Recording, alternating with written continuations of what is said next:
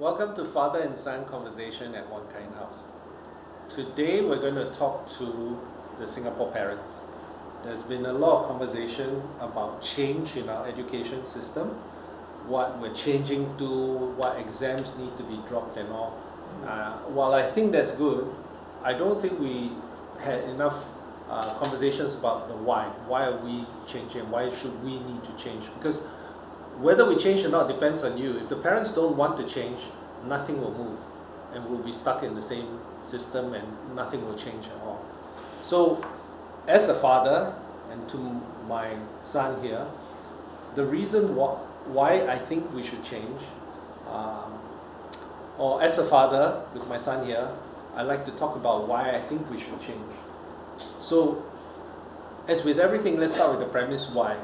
As with everything, let's start with the vision. As with everything, let's start with the point of view. So my point of view is that the future is exponential. There's exponential change happening all the time. If we don't know, so let me ask the parents out there, in 5 years' time, what shape or form would this handphone take? Think about it. You might not have an answer. You might go, I don't know. You might go, it might be completely different. It might be attached to your brain. It might be worn. Then now let me ask you another question. In 5 years' time, do you think your job will exist? Would it still be around in its current form? Will it change?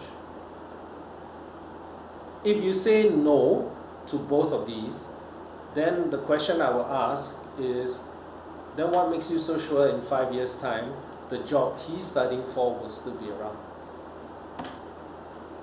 You know, what if it isn't? Can we assume that it isn't? And then if it isn't, then what should we do about it? So I think how we try to see things is we keep planning. Yeah. You know, like we think we know what the future will hold. But actually, if we don't know, then how do you plan for it? Because we're thinking incrementally Yeah. when the whole thing is exponential. Yeah, so if we make a little change here, but the rest of the outside world changes this quickly and the jobs don't exist, or when you enter, the job has evolved into something else, or the jobs now currently are in existence, but the schools aren't teaching it, then We're left behind. we're left behind, exactly. So my job is to try to ensure you're not left behind, given the current system that we have. So what's important, we have to assume that we don't know what's going to come, right? We don't know. That in itself is an answer. Because some people think, oh, we need to know that we can plan for it.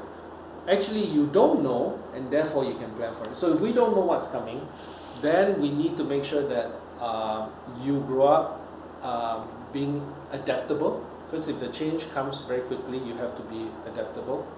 You have to be very flexible. You have to be quite creative, imaginative. You have to be resilient. You have to be compassionate, empathetic. You know, Yeah. you have to have a sort of jack of all trades, master of a few things, so that if one job or one career goes obsolete, you can jump to another thing. So that means you've got to be constantly learning and being self-aware and keeping up with multiple things. Because that's going to be the future. And the more things that you have, the more you can combine to create something new. That's creativity. And one thing we can assume is that the machines, AI, will come and take more jobs, right? Yeah. So therefore, it's a very simple thing. Don't do the things that machines can do. So if you think about it in school, what are the things that you're learning that you think machines can do?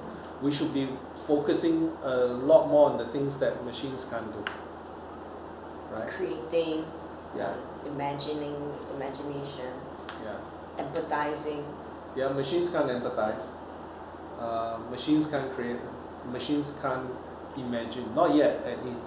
So that's our advantage. We're still in that world where we can create new things to do, new jobs for us. So if you think that nothing is going to change and that the future will remain as it is, then great. Then don't change the system works. But if you think 20 years, 10 years from now, 15 years from now, when he goes through school and comes out, will that job exist in 10 years' time? We don't know. Will the world be the same in 10 years' time? We don't know. And in 20, 30 years' time, medical technology will have advanced to a stage where he could live to 110, 120, 130, 150 years old. Then what are you going to do? The whole concept of that life will change as well. And trust me, you will, because there are already 3D printing organs. So imagine what it will be like in 30 years' time. How accurate and good will it be? So if you're going to live that long and jobs are going to be taken away by AI, then you have to constantly be evolving at that speed of technology. Not just at the speed of education anymore, it's at the speed of technology and at the speed of business. And I think that's why we have to sit down and as parents, think about it and have a point of view.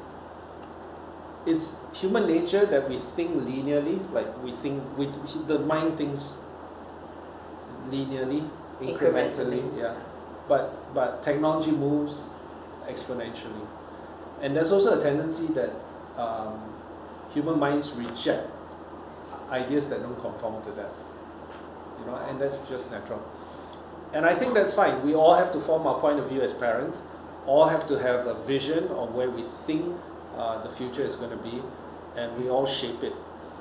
Just bear in mind that you have the ability and the power to shape it. And you can take matters into your own hands and decide. Because, we keep thinking that we are not in a position to, and that we're not brave enough. We forget that Singapore was a startup, right? We were from nothing, we came from nothing, we built it into something. So the DNA to change and to shape the future is within us. Just don't forget that. And happy to have a conversation. Some of you might agree, some of you might disagree.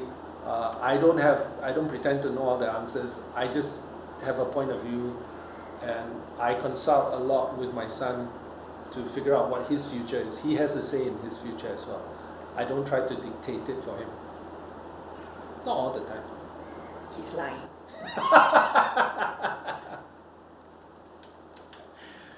That's it.